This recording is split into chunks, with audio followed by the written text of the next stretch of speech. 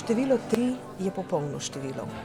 Je število izraznosti, želja in optimizma. Vse te lastnosti in še vrsta drugih je potrebnih, da človek razvije svoje kompetence.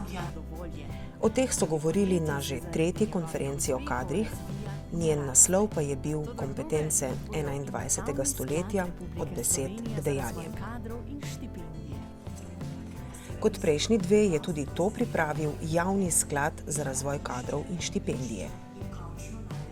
Če po čem so si udeleženci to konferenco zapomnili vsaj po 2 stvareh.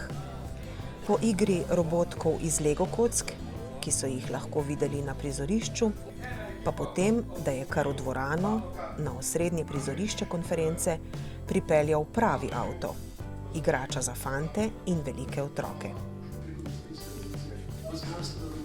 K začetku.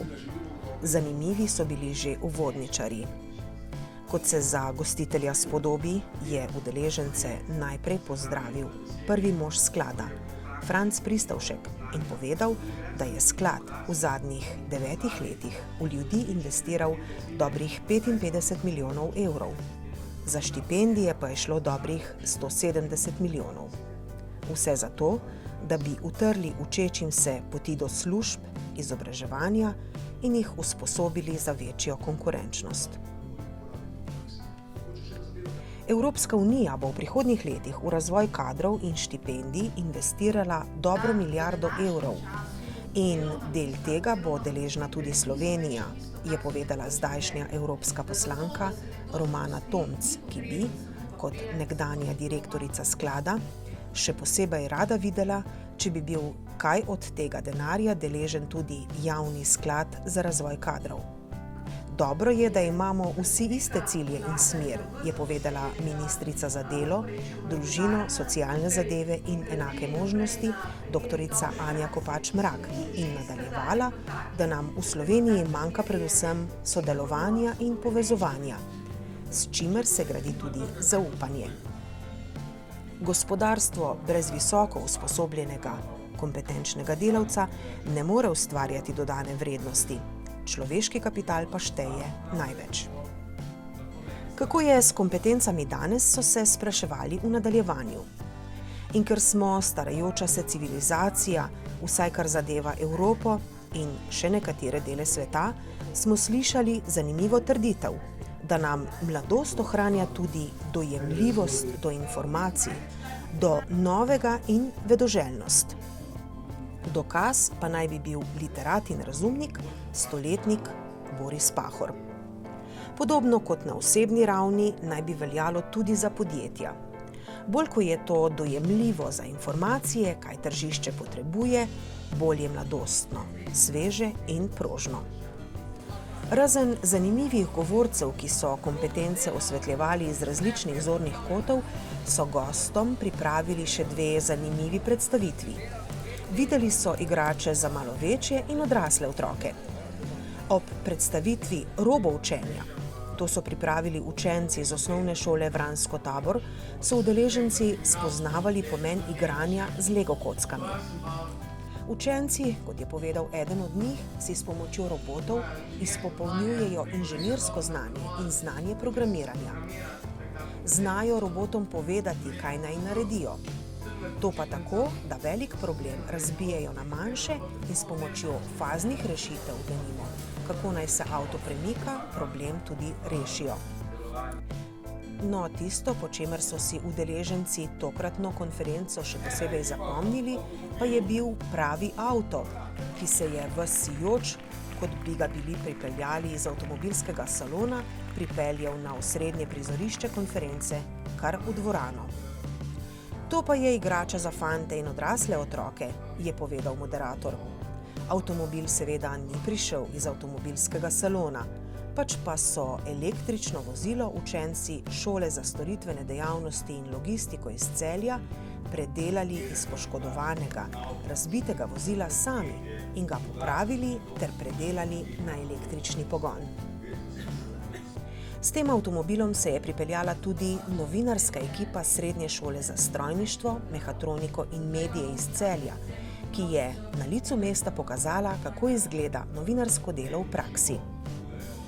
Ustvarjalnost, je povedal profesor dr. Matej Tušak, temelji na zelo širokem poznavanju problematike. Ne moreš biti ustvarjalen, če si pragmatično usmerjen, pa nimaš nikakršnega znanja. Združevanje teoretskega in praktičnega znanja torej povečuje kompetentnost. Poleg plenarnega zasedanja so moč kompetenc osvetljevali v različnih modulih in na delavnicah. Izbor je bil širok in zanimiv. Vsak si je izbral pač tiste, ki so se mu zdele najbolj uporabne pri njegovem delu. Nekateri so preučevali praktične izkušnje v obdobju izobraževanja, kjer so razmišljali, kako izobraževalni sistem povezati s potrebami gospodarstva tudi v resnici. Le tako si mladi ljudje, ki šele prihajajo na trg dela, razvijajo prave kompetence, da se bodo lažje vključili v delovni proces. Nastopil je tudi predstavnik steklarne Hrastnik, ki so jo večkrat omenjali kot primer dobre prakse. Vtisov udeležencev ni manjkalo, saj je bilo v 2 dneh druženja obilo možnosti za spoznavanje, navezovanje novih stikov. Mreženje, kot slišimo v sodobni terminologiji. Bistveno pa je, kaj so udeleženci odnesli s seboj domov.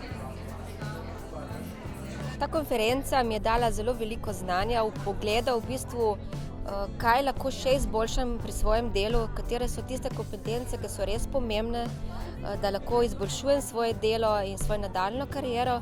Kar je pa najbolj pomembno, je pa to, da mi je dalo v tem srečanju, pri tem druženju, mreženju en kup dobrih kontaktov in idej, kako svoje delo na fakulteti še nadgraditi. Mislim, da je zelo dobro uspela, da so udeleženci navdušeni. Upam, da so tudi sprejeli to sporočilo in ugotovili, da si na skladu želimo delati dobro, da se trudimo delati programe, ki so pisani na kožo podjetjem in da nam ni vseeno, kako delamo. Moje geslo pri delu je: delajmo pametne stvari na pameten način, zato ker če ne delamo pametnih stvari, je vseeno, kako dobro jih delamo, in če delamo na nepravi način, lahko čisto izničimo rezultate dela. Se mi zdi, da iz tega bi si moral vsak, sploh vodja, recimo, opredeliti nek akcijski načrt, na kak način točno kompetence razvijati. Zdaj, neki smernic smo jasno da dobili, upam, da si ljudje zapisujejo, pa da bo kaj od tega prenesli v prakso. No, pač brez tega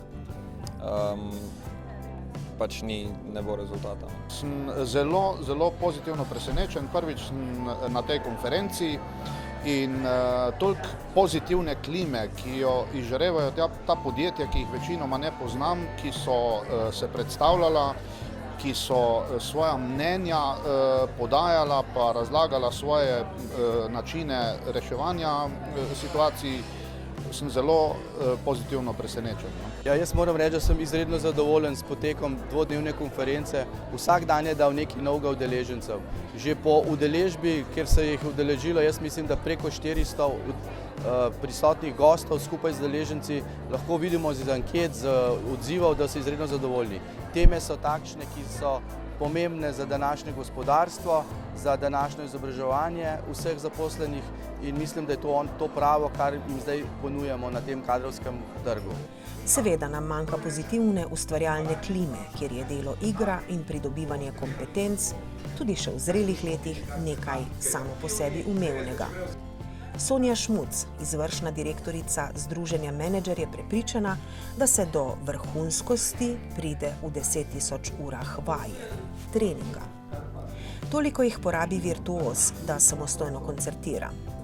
Tisti glasbenik, ki igra skupaj z drugimi v orkestru, pa le 20% časa manj. Pa vendar tolikšna razlika. Še drugače povedano, da mehanik lahko računa 75 evrov za udarec s kladivom, da avto popravi, mora to znati narediti, diagnosticirati in argumentirati. Udarec s kladivom je vreden res le 5 evrov. Vedeti, kje in koliko udariti, pa preostalih 70, je slikovito o kompetencah povedal eden od mentorjev na delavnicah, dr. Aleksander Šinigoj. Do suverenega, kompetenčnega delovanja je dolga pot. Dvomljivec bi zaključil, da tudi tistih 10.000 ur ne zadošča. Saj se pri 10.001 uri začne novo štetje. Še vedno velja reklo: Bolj ko kakšno področje poznaš, bolj negotov si, saj vedno bolj spoznavaš, da nič ne veš. In začneš iskati znova. Nikoli konec iskanja.